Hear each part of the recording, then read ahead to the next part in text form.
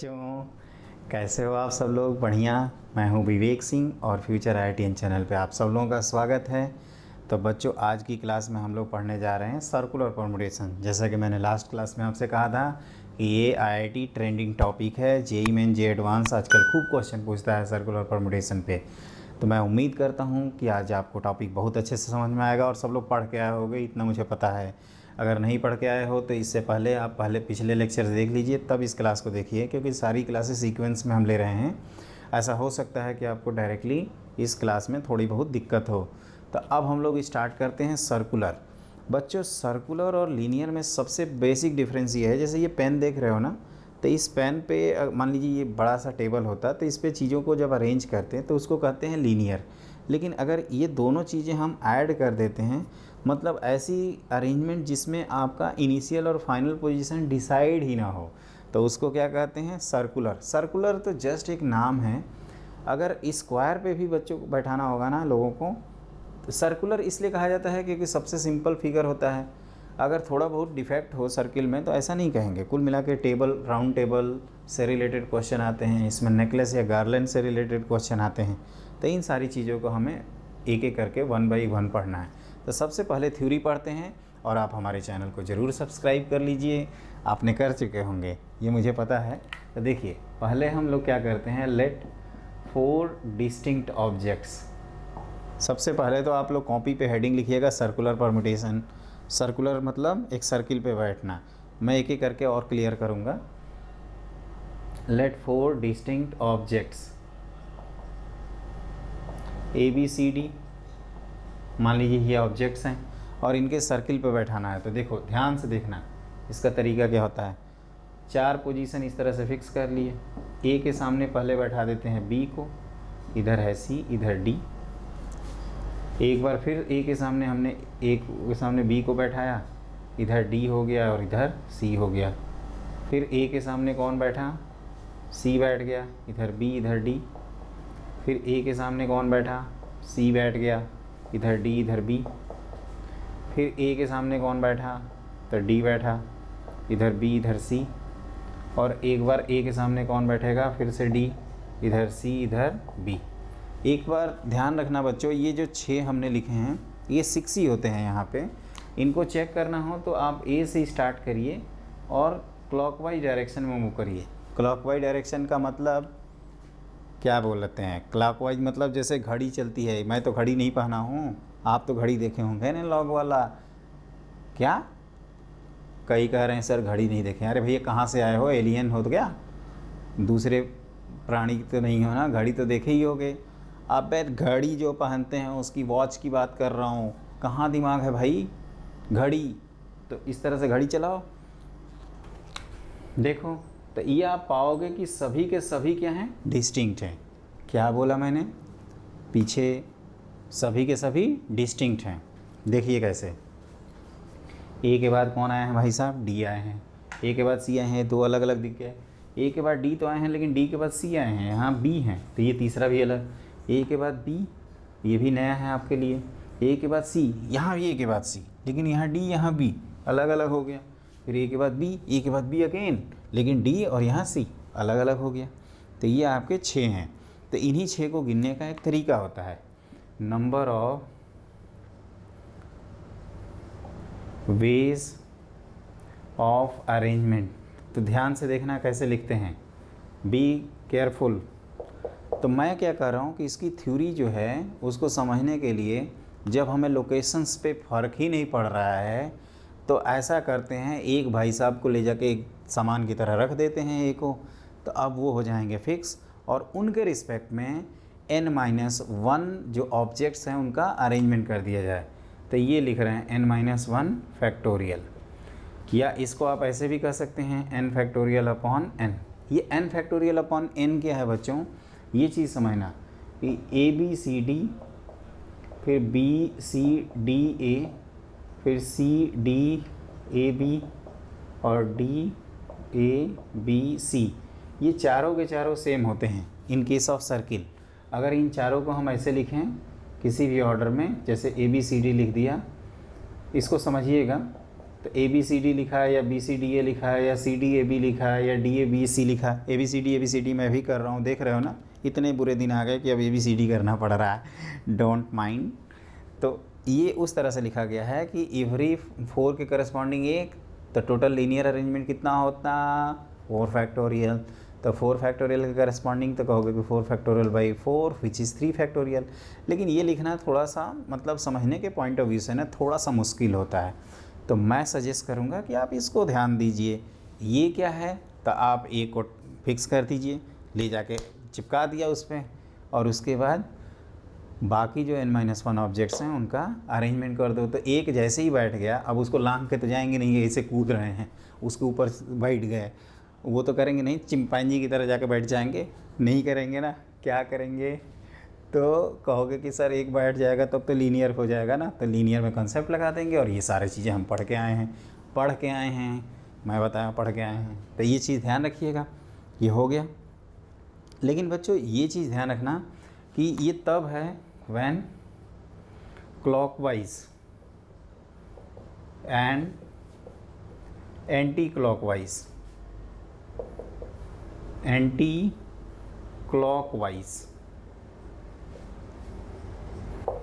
Permutation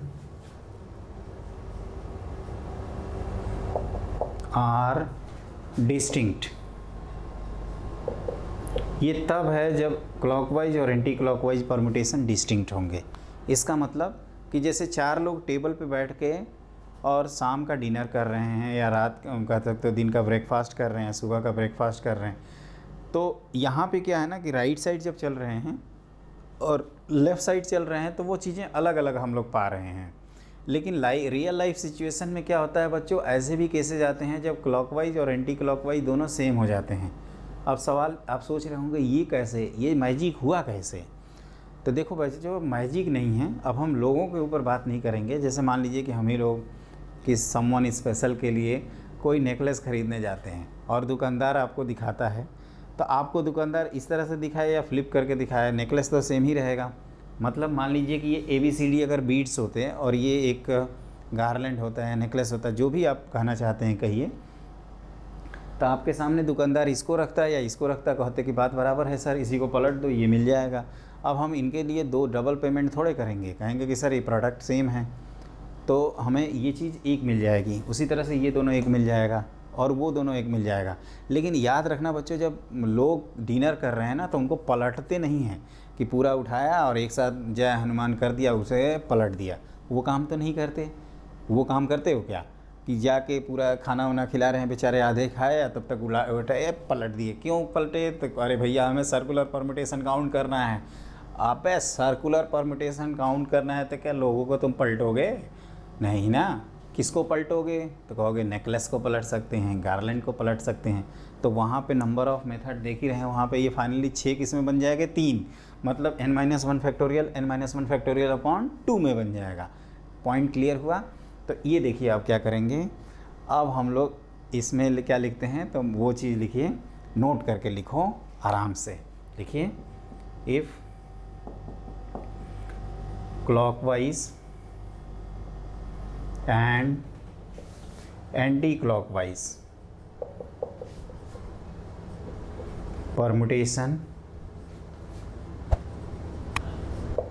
permutations are same in case of, आप इसको लिखना ज़रूर, नेकलेस और garland, then number of permutations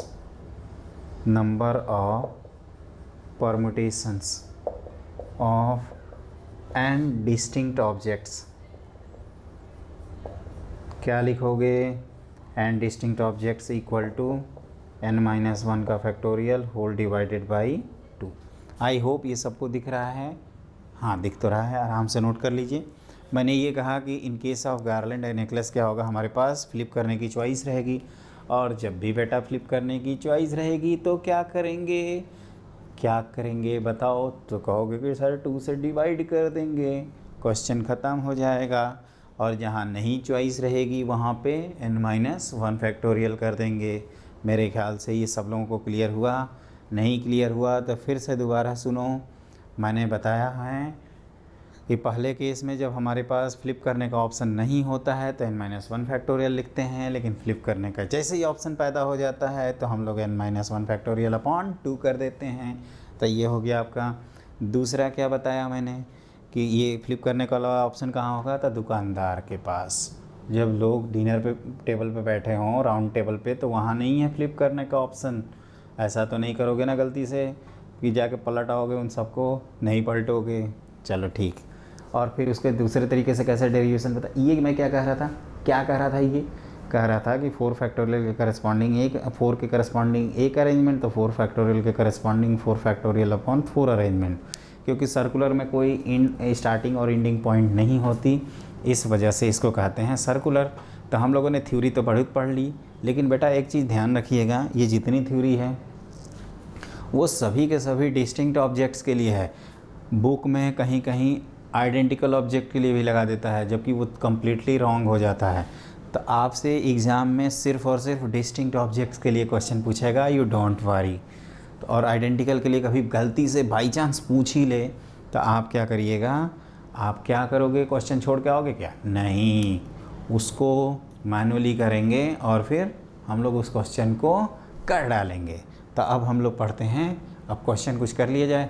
तो लिखिए क्वेश्चन नंबर 1। तो देखिए बच्चों, हमने एक साथ 4 क्वेश्चन लिख दिए हैं।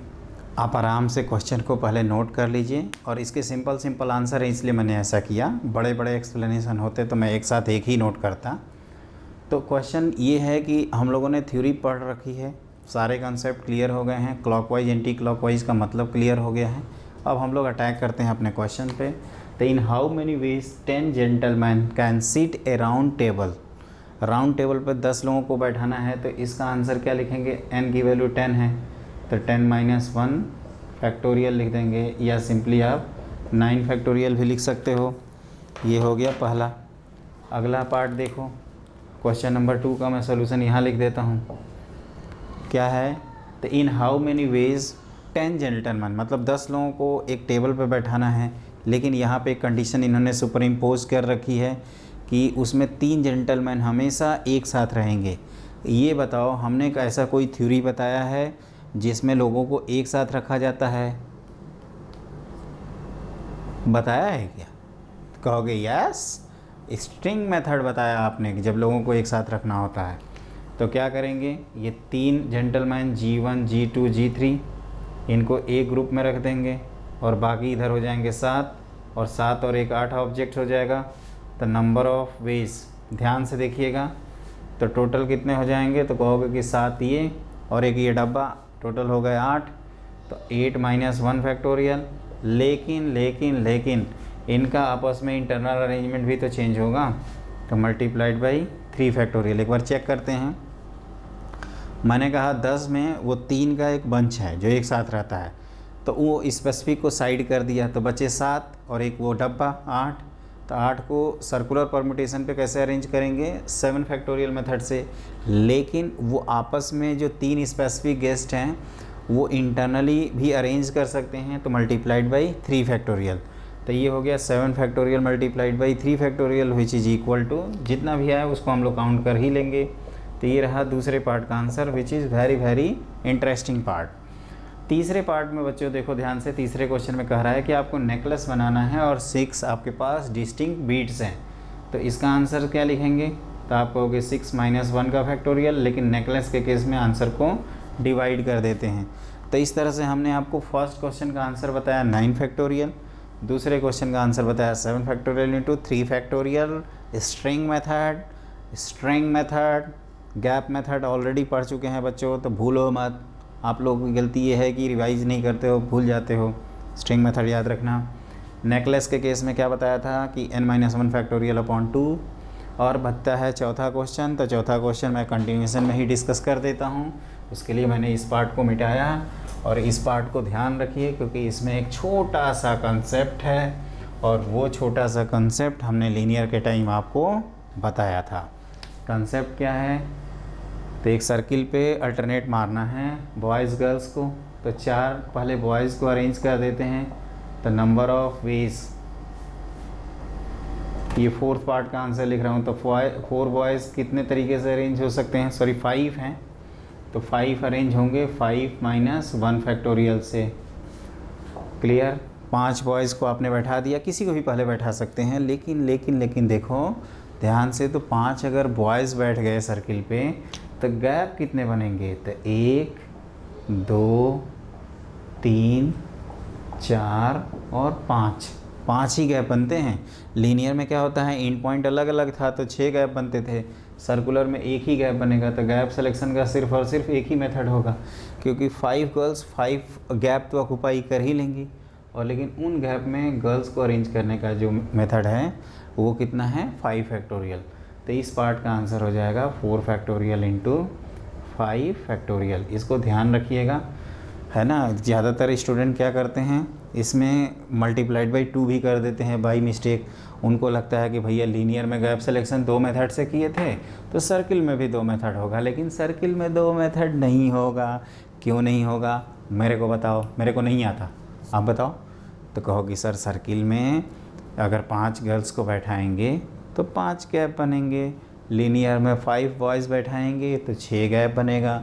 इसमें कौन सी नई बात है, फिर 5C5 लिख दो आप, मैंने 5 के 5 गैप हमने सेलेक्ट कर लिए, तो उसका नंबर ऑफ वेज कितना होता है, 1। तो इसीलिए वो दिख नहीं रहा है। एक तो मल्टीप्लिकेशन आइडेंटिटी होती है ना, वो किधर से भी मल्टीप्लाई हो जाए कुछ फ़र्क ही नहीं पड़ता है, लेकिन अगर वहीं बेटा 0 हुआ तो सबको साफ़ कर देता है। तो उस बात को आप ध्यान रखिएगा। तो यहाँ तक आपको क्लियर हो गया, पहला दूसरा तीसरा क्वेश्चन सबको क्लियर हो गया। तो मैं आगे बढ़ूँ, तो अब एक करते हैं स्पेसिफिक प्रॉब्लम। तो लिखिए नेक्स्ट क्वेश्चन। तो देखो बच्चों, मैंने फिर से 2 क्वेश्चन लिख दिए बोर्ड पे, आराम से आप नोट करिएगा। क्वेश्चन जब तक मैं कंप्लीट डिस्कशन नहीं करूँगा तब तक आपको पता है कि क्वेश्चन लिखा रहेगा, क्योंकि दोबारा मैं मिटा के मैं क्वेश्चन लिखूँगा नहीं, बहुत आलसी हूँ। तो देखिए क्वेश्चन ये है, पहला 5वां क्वेश्चन कि in how many ways A necklace can be made from 3 identical red Beed and 3 identical green Beed. आपके पास ग्रीन बीड हैं 3 और 3 आइडेंटिकल रेड बीड हैं। हमने आपको वार्न किया था, चेतावनी दी थी कि आइडेंटिकल ऑब्जेक्ट के केस में कोई भी फार्मूला नहीं लगाएंगे। तो हमारे पास फिर ऑप्शन क्या है, तो कहोगे कि फिर मैनुअली काउंटिंग ही है, क्योंकि फार्मूले पे ट्रस्ट करेंगे तो धोखा खा जाएंगे। तो अपने पास नेकलेस बनाना है बच्चों, और 3 आइडेंटिकल रेड हैं, 3 आइडेंटिकल ग्रीन हैं। तो क्या करेंगे, एक बार तीनों रेड को इस तरह से रख देंगे और तीनों ग्रीन को इस तरह से रख सकते हैं, एक बार बीट बन गया। दूसरे में अल्टरनेट कर सकते हैं, आर जी आर जी। तीसरे में क्या कर सकते हैं, तो तीसरे में 2 कर सकते हैं, आर जी, फिर आर और फिर जी। ध्यान से देखो, इसके अलावा तीनों एक साथ अल्टरनेट या 2 1, इसके अलावा तो कोई केस है नहीं। तो ओनली देयर इज़ 3 वेज। ध्यान रखिएगा, इस पार्ट का आंसर जो है वो 3 है। अब हम लोग करते हैं अगला क्वेश्चन। इसमें क्या कहा हमने पिछले क्वेश्चन में कि आपको मैनुअली ही काउंट करना होगा, क्योंकि मैनुअली अगर आप काउंट नहीं करोगे, फॉर्मूले के बेसिस पे करोगे, तो आपका आंसर कभी भी 3 नहीं आएगा। तो ऐसे केसेस में आप 3 ही याद रखना है। 4 के लिए स्पेसिफिक हम लोग याद रखेंगे, पैटर्न बना के करेंगे, चारों एक साथ, 3 1 2 2 इस तरह से। तो वो आपको ध्यान रखना होगा। मेनली ऐसे क्वेश्चन आइडेंटिकल के केस में, in case of circular permutation बहुत ही रेयर आते हैं, तो वो हमारे लिए एक कह सकते हो कि एडवांटेज है ना। अब आगे बढ़ते हैं। जो अगला क्वेश्चन है वो एक इंटरेस्टिंग क्वेश्चन है, और इसका हिंट मैंने गैप मेथड के टाइम दे दिया था। तो अगर जिन बच्चों की क्लासेस में दिक्कत होती है इस क्वेश्चन में, तो आप गैप मेथड वाला लेक्चर ज़रूर देखें।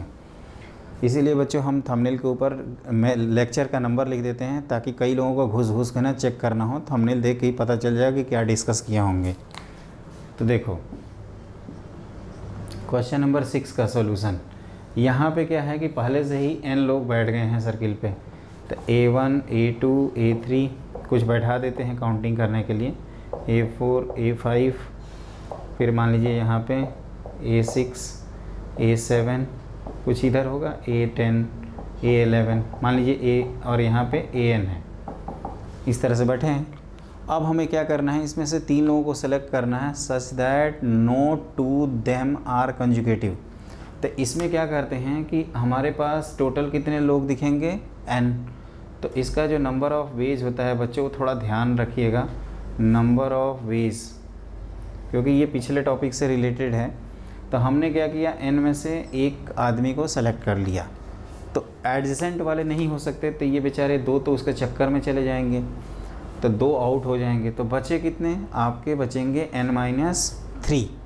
और हम लोगों ने एक फार्मूला पढ़ा था लीनियर कॉम्बिनेशन में कि अगर आपको n ऑब्जेक्ट्स दिए जाएं और r आपको सेलेक्ट करना है such that no two them are conjugative, तो उसका ये मेथड मैंने बताया था, याद करिए, गैप मेथड से प्रूफ बताया था इसका। तो n की जगह अब क्या हो गया है, ये n अपना चेंज हो जाएगा। तो आप कह सकते हो कि अभी 2 लोगों को सेलेक्ट करना है आउट ऑफ n-2। तो n माइनस यहाँ पे 3 होगा ना बच्चों, क्योंकि 3 हो गया, -2 + 1 C2। लेकिन इसमें एक और प्रॉब्लम आ जाएगी, ये थोड़ा सा टिपिकल है बच्चों, मैं बार बार बोल रहा हूँ, अगेन एंड अगेन आपसे रिवाइज़ करवा रहा हूँ कि अगर इसका n-r, तो n की जगह कितना है, तो n-3। ये सवाल उठता है भैया n-3 हुआ कैसे हुआ, तो कहोगे सर एक के चक्कर में ये 2 भाग गए, क्योंकि इनको सेलेक्ट करेंगे तो एडजेसेंट हो जाएगा। तो n-3 बचे और n-r + 1 बदल ही रहे थे, तो n की जगह n-2 + 1 अपॉन, लेकिन n-r + 1 अपॉन CR ऐसे लिख रहा हूँ बच्चों, इसको थोड़ा अलर्ट रहो। लेकिन मैं कह रहा हूँ कि ये अपने एक्चुअल आंसर का 3 टाइम्स है। वो देखो कैसे, इस तरह से मान लीजिए कोई सिलेक्शन किया होगा, तो ट्रायंगल थोड़ा खेल लेते हैं।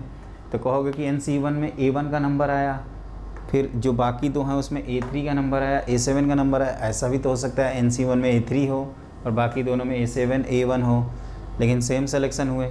उसी तरह से A7 हो NC1 में और A1 और A3 हो बाकी जो दूसरा पार्ट लिख रहे हैं उसमें, तो ये अपने आंसर का क्या हो जाएगा, अपॉन 3।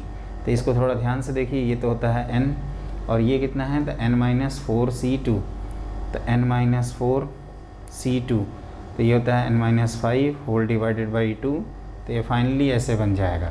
एक बार चेक कर लीजिए, n-4 C2 को क्या यहीं लिखते हैं। तो ये क्वेश्चन ऐसे आता है बच्चों कि अगर Pn इस तरह का मेथड है, जब n ये लोग आपने लीनियर में थे, और Qn वो मेथड है जब ये सर्किल में थे, और Pn माइनस Qn की वैल्यू दे दे तो आपसे n की वैल्यू कैलकुलेट करवाता है। तो मेरे ख्याल से ये अगर रिजल्ट आपको याद है तो फिर कहोगे कि इसके चुटकी बजाएंगे और क्वेश्चन सॉल्व हो जाएगा। तो ये आप ध्यान रखिएगा, मेरे ख्याल से भूलोगे नहीं। हमने सारे प्रॉब्लम्स डिस्कस कर दिए, मेरे को रिवाइज़ करवाओ क्या था। सबसे पहले सर्कुलर परम्यूटेशन का रिजल्ट, फिर नेकलेस वाला कॉन्सेप्ट, फ्लिपिंग वाला, फिर क्या बताया, आइडेंटिकल के केस में वार्निंग दिया था कभी फार्मूला नहीं लगाएंगे। उसके बाद कहो कि जेंटलमैन वाले क्वेश्चन किए 10, जिसमें 9 फैक्टोरियल आंसर लिखे थे। उसके बाद 3 बंदों को एक साथ रखना था। उसके बाद क्या किए थे, अल्टरनेट वाला क्वेश्चन कर डाले थे, बीट्स गार्लैंड वाला भी क्वेश्चन कर लिए, और अभी इस तरह के क्वेश्चन कर लिए।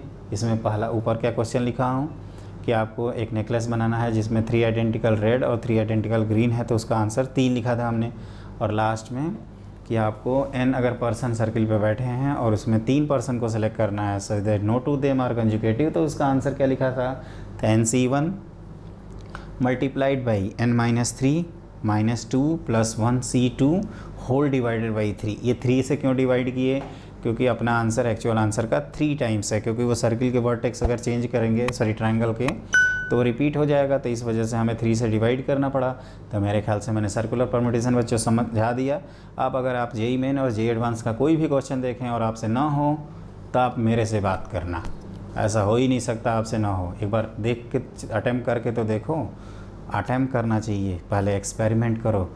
जितना आप ट्रायल्स मारोगे उतने सक्सेस होने की प्रोबेबिलिटी बढ़ जाएगी। देखो मैंने बोलते बोलते प्रोबेबिलिटी बोल दिया, मतलब अगला टॉपिक हम लोग प्रोबेबिलिटी पढ़ने वाले हैं, तो इस बात का ध्यान रखिएगा। लेकिन एक छोटा सा टॉपिक अभी में मिसिंग है, और वो अपना है डी अरेंजमेंट, जो किया जाएगा नेक्स्ट क्लास में।